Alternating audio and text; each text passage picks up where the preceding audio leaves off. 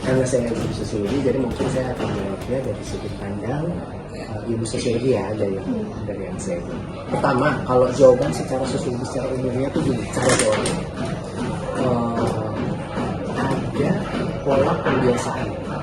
ada pola pembiasaan, karena kan sejak awal kita tidak berinteraksi sosial dengan cara seperti itu kan.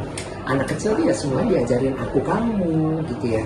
Diajarin untuk berinteraksi, berkomunikasi dengan tata bahasa yang minimal kalau terstruktur baik banget enggak, tetapi dengan menggunakan bahasa yang baik ya.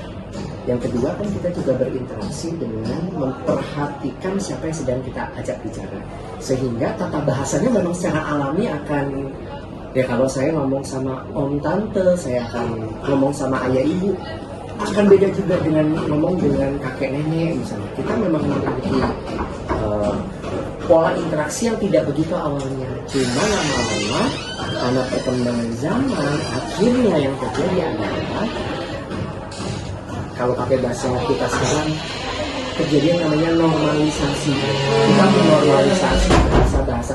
Mungkin awalnya nggak bahasa kasar mungkin ya, tetapi mungkin bahasa-bahasa gaul yang ternyata makin kesini kok makin, mohon maaf, bahasanya agak-agak negatif banget gitu. Kalian bisa kasih contoh mungkin definisi bahasa atau lingkungan toksiknya kayak gimana? Yang paling ekstrim yang mungkin kita bisa gituin sih.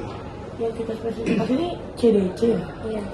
Circle. Waduh itu. Karena ini maksudnya sebenarnya kadang nggak ketahuan tapi terjadi banget gitu loh di umur-umur anak zaman sekarang. Maaf, ada pembudayaan atau ada menormalisasi hal-hal yang kalian sebut dengan kategorisasi toksik itu. Ngomongin orang di belakang misalnya, mungkin nggak ngomong kasar deh, kita bukan circle orang kasar, tapi ngomong apa ya, bahasanya bahasa banget lah.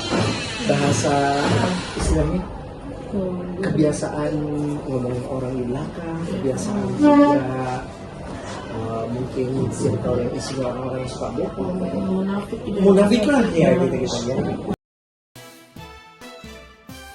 Jelas kalau di sosiologi kita sudah kita punya istilah namanya resosialisasi. Kan kalian belajar konsep sosiologi namanya sosialisasi.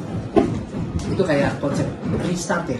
Kalau emang keadaan udah sangat kacau banget, misalnya laptop nanti like tiba-tiba restart, kita kembalikan ke circle ulangnya, atau kita setting circle sosialnya, di setting ulang gitu ya.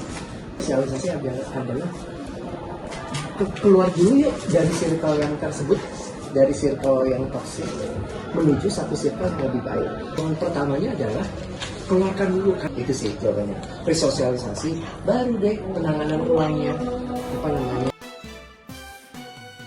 Antara dia pernah mungkin menjadi korban dari situ, atau dia memang punya karakter yang cukup apa ya namanya istilahnya tuh. Kalian pernah dengar istilah narsis, kan orang narsis? NPD, semacam NPD itu, ini orang yang mencoba untuk mempengaruhi orang lain ya, misalnya ikut mulu lu, nah yang gitu-gituan ya. Awas lu ya kalau ngomong-ngomong ya mau itu kan sering banget kayak gitu. Biasanya dimulai dari threat, ancaman dulu. Yang kedua adalah jelas orang yang toksik adalah orang yang sebetulnya dalam kehidupan sehari-harinya tidak mengenal kata apresiasi. Apresiasi itu bisa gini. Iya, kayak haus validasi. Jadi dia kalau pakai bahasa sosiologi kelas 10 tuh mencari jalan menyimpang.